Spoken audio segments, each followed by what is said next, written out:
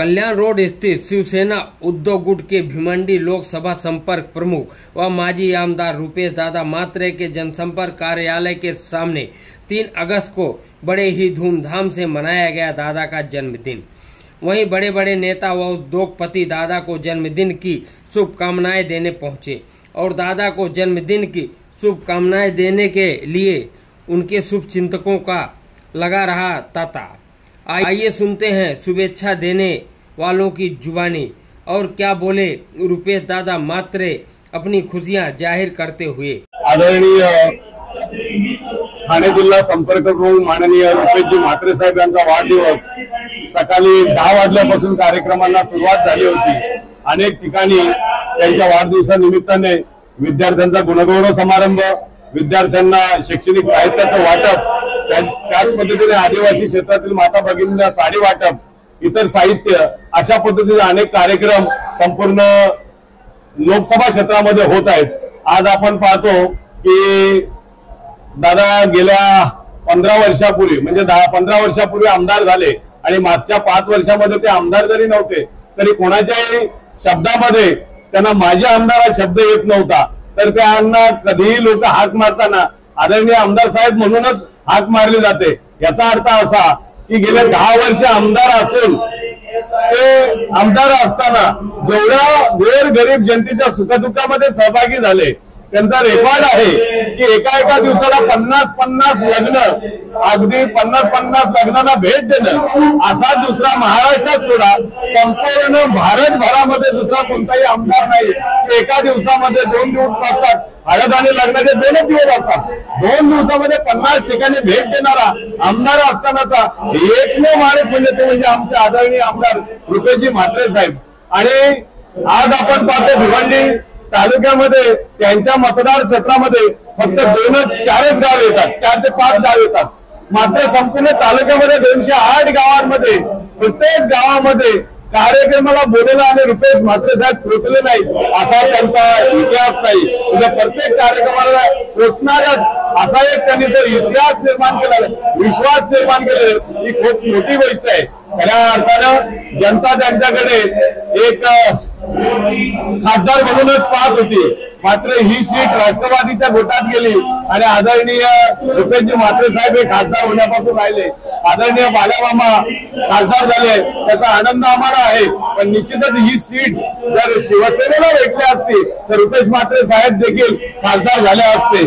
त्याच पद्धतीने येणाऱ्या विधानसभेमध्ये 1001% आमदार होतील याचा सर्व जनतेच्या मनामध्ये विश्वास आहे आणि म्हणून आदरणीय रुपेश मात्रे साहेबांना आजच्या दिवशी मी शुभेच्छा देतो। येत्या विधानसभा निवडणुकीमध्ये 1001% आमदार होतील अशा शुभेच्छा देतो। जय हिंद, जय महाराष्ट्र, जय श्रीराम। पत्रकार बोलता आमचे आदरणीय आमदारच आहेत आणि आजचा दिवस म्हणजे आमच्या भिवंडी वासियांचा आनंदाचा दिवस आहे, कारण रुपेश भाऊंचा आजचा वाढदिवस आहे।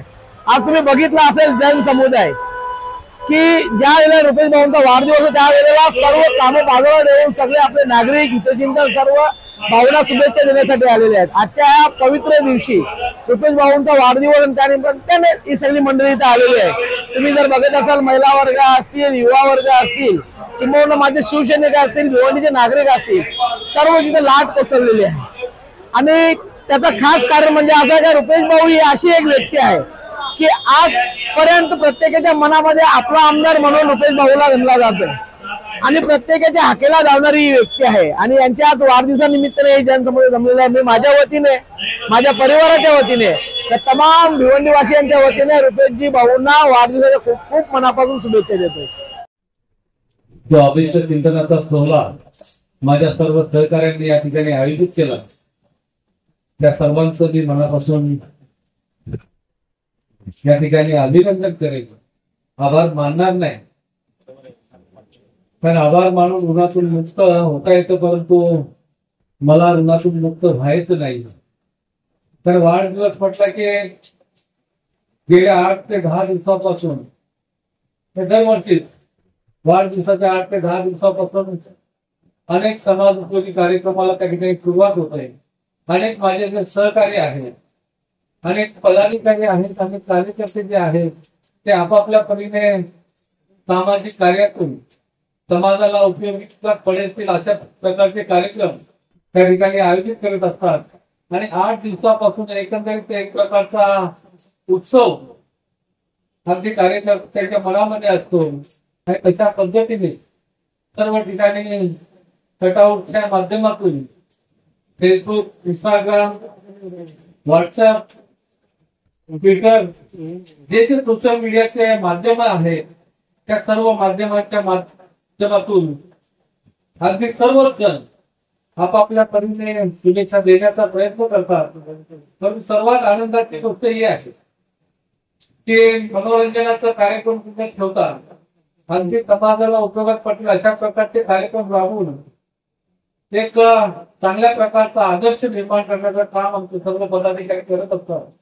तरी अनेक कार्यक्रम कालपासून देखील झाले, आज देखील झाले, उद्या देखील या ठिकाणी जॉब फेअर आहे, रोजगार मेळावा आहे.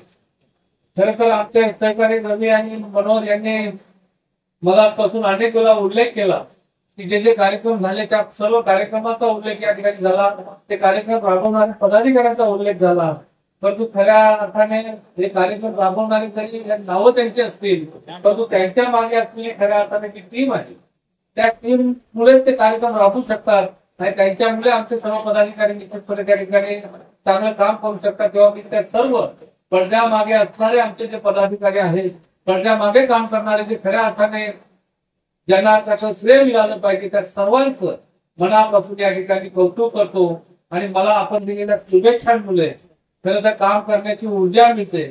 आपल्या शुभेच्छांमुळे निश्चितपणे समाज उपयोगी काम करण्याचा बल मिळतो आणि जे काही राजकीय क्षेत्र आहे त्यामध्ये देखील आपला सर्वांचा जो काही सहकार्य, स्नेह, प्रेम आणि आशीर्वाद या सर्वांमुळे राजकीय सामाजिक क्षेत्रामध्ये मी चांगली कामगिरी करू शकलो आणि त्यामुळे मी तुम्हा सर्वांचे खरं तर त्या ठिकाणी आभार व्यक्त करून ऋणातून मुक्त होण्याचा काम करणार नाही तर सदैव आपल्या ऋणात राहून आपल्या सेवेसाठी तत्पर राहील एवढंच आजच्या प्रसंगी सांगतो, थांबतो. जय हिंद, जय महाराष्ट्र.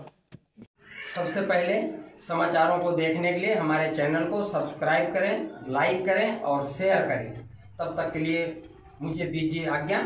धन्यवाद.